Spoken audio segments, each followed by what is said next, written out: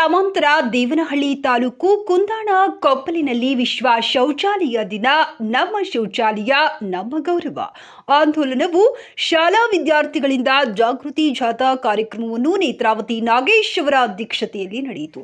ಕಾರ್ಯಕ್ರಮದ ಮುಖ್ಯ ಅತಿಥಿ ಬಯಪ್ಪ ಅಧ್ಯಕ್ಷ ಶಾಂತಕುಮಾರ್ ಮಾತನಾಡಿ, ಸ್ವಚ್ಛತಾ ಆಂದೋಲನ ಜಿಲ್ಲೆಯಲ್ಲಿ ಪ್ರಥಮ ಸ್ಥಾನ ಪಡೆಯಲು ಗ್ರಾಮಸ್ಥರ ಸಹಕಾರ ಅತ್ಯಗತ್ಯ. ನಾವು ಧರಿಸಿದ ಬಟ್ಟೆಯಷ್ಟೇ ನಮ್ಮ ಮನೆಗಳ ಶೌಚ ಗೃಹಗಳ ಶುಚಿತ್ವ ಕಾಪಾಡಿಕೊಳ್ಳಬೇಕು ಎಂದು ಬಯಪ್ಪ ಅಧ್ಯಕ್ಷ ಶಾಂತಕುಮಾರ್ ಗ್ರಾಮಸ್ಥರಿಗೆ ತಿಳುವಳಿಕೆ ನೀಡಿದರು. ಶೌಚಾಲಯ ನೀಟಾಗಿ ಇಟ್ಕೋಬೇಕು, ಅದೇ ನಮ್ಮ ಆರೋಗ್ಯ. ಶೌಚಾಲಯ ಯಾವಾಗ ನೀಟಾಗಿರ್ತದೋ ನಮ್ಮಷ್ಟು ಆರೋಗ್ಯ ನೀಟಾಗಿರ್ತದೆ. ನಾವೇನು ಬಟ್ಟೆ ಯಾವ ಥರ ಹಾಕಿರ್ತೀವೋ ಬಟ್ಟೆ ಥರನೇ ಶೌಚಾಲಯ ಇರಬೇಕು, ಮನೇನೂ ಹಂಗೆ ಇರಬೇಕು.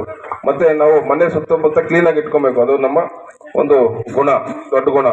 ನಮ್ಮ ಮನೆ ಸುತ್ತಮುತ್ತ ಕ್ಲೀನ್ ಆಗಿದ್ರೆ ನಮ್ಮೂರೆಲ್ಲ ಕ್ಲೀನ್ ಆಗಿರ್ತದೆ, ನಮ್ಮೂರು ಕ್ಲೀನ್ ಆಗಿದ್ರೆ ನಾವು ಕ್ಲೀನ್ ಆಗಿರ್ತೀವಿ ಅಂತ ಒಂದು ಸ್ವಚ್ಛತೆ ಕಾರ್ಯಕ್ರಮ ಮತ್ತು ವಿಶ್ವ ಜಿಲ್ಲಾ ಪಂಚಾಯಿತಿ ಉಪ ಕಾರ್ಯದರ್ಶಿ ರಮೇಶ್ ಕುಮಾರ್ ಮಾತನಾಡಿ, ಪ್ರತಿ ಫಲಾನುಭವಿಗಳಿಗೆ 20,000 ಹಣ ಶೌಚಾಲಯ ನಿರ್ಮಿಸಲು ಸರ್ಕಾರ ನೀಡುತ್ತಿದೆ. 2018ರಲ್ಲಿ ಕಡ್ಡಾಯ ಶೌಚಾಲಯ ನಿರ್ಮಾಣ ಸರ್ಕಾರದ ಆದೇಶವಾಯಿತು.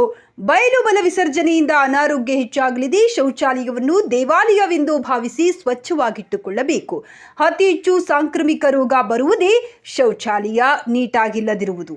ಸಾರ್ವಜನಿಕ ಶೌಚಾಲಯಗಳ ಶುಚಿತ್ವ ಆಗಬೇಕೆಂದರು.